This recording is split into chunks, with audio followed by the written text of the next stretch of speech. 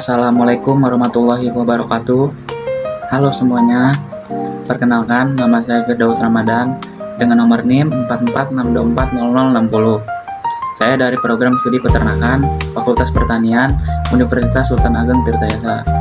Jadi saya di sini akan menjelaskan tentang fisiologi kontraksi otot atau disebut juga dengan muscle contraction fisiologi. Nah, di sini saya akan merangkum sedikit, yaitu proses kontraksi pada otot rangka atau disebut dengan skeletal muscle, mulai dari tingkat makroskopis hingga interaksi molekuler. Yang pertama yaitu struktur otot rangka dan serabut otot. Otot rangka merupakan organ yang terdiri dari berkas-berkas serabut otot.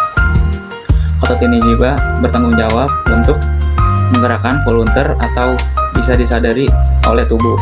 Serabut otot ini adalah sel-sel otot yang memanjang dan dikelilingi oleh jaringan ikat. Serabut otot mengandung struktur kontraktil yang disebut dengan myofibril.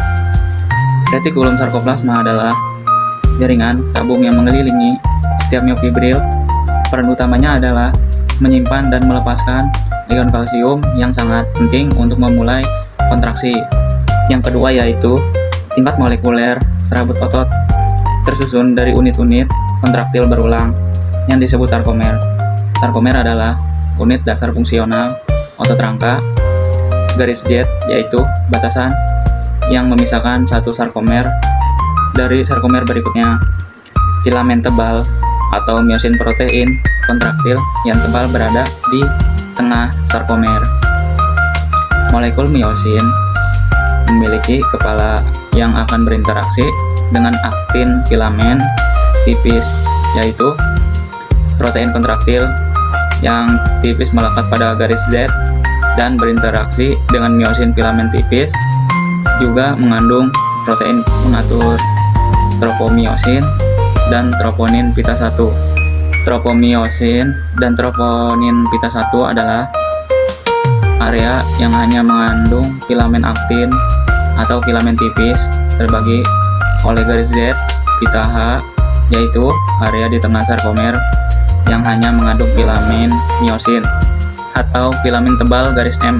Filamen miosin atau filamen tebal garis M yaitu garis di pusat pita H tempat filamen miosin saling berikatan. Kontraksi otot terjadi ketika filamen aktin dan miosin saling bergeser mendekat yang menyebabkan sarkomer memendak atau disebut dengan sliding filamen teori. Yang ketiga yaitu inisiasi kontraksi adalah kontraksi otot dipicu oleh sinyal dari sistem saraf sambungan neuromuskular. Neuromuskular adalah titik pertemuan antara ujung saraf motorik dan serabut otot potensial. Ujung saraf motorik dan serabut otot potensial aksi yaitu sinyal listrik yang dihantarkan oleh saraf. Ketika potensial aksi mencapai ujung saraf, ia melepaskan neurotransmitter, biasanya asetilkolin, yang memicu potensial aksi pada membran serabut otot. Potensial aksi ini menyebar ke seluruh serabut otot dan masuk ke retikulum sarkoplasma, menyebabkan pelepasan ion kalsium ke dalam sitoplasma otot. Yang keempat yaitu siklus jembatan silang. Siklus jembatan silang adalah mekanisme molekuler inti kontraksi otot yang melibatkan 4 langkah utama.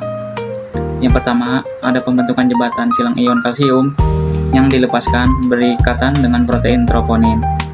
Ikatan ini menyebabkan perubahan bentuk pada kompleks troponin atau juga tropomiosin pada filamen aktin, sehingga situs pengikatan miosin pada aktin terbuka. Kepala miosin berikatan dengan situs peningkatan yang baru terbuka pada aktin membentuk jembatan silang.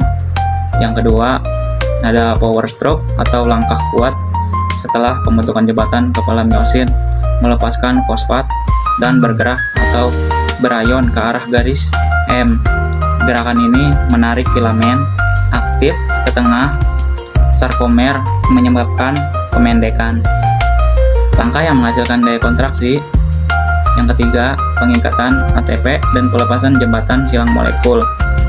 ATP baru berikatan dengan kepala miosin Pengingkatan ATP ini menyebabkan kepala miosin melepaskan diri dari aktin. Jika tidak ada ATP, kepala miosin akan tetap terikat atau menyebabkan rigor mortis.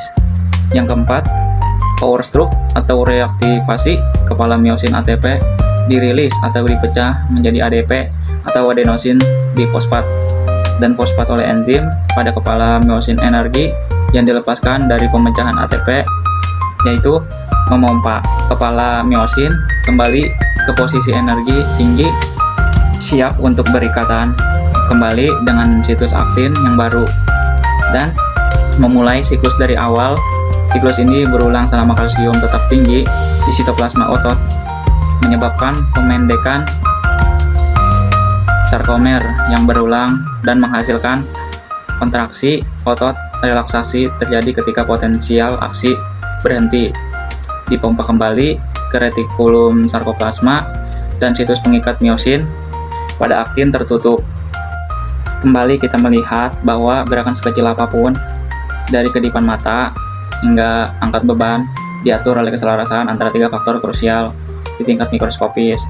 Yang pertama, ada potensial aksi sebagai perintah listrik. Yang kedua, ada kalsium sebagai aktivator kimia yang membuka kunci. Yang ketiga, ada ATP sebagai bahan bakar universal yang menggerakkan mesin miosin dan aktin.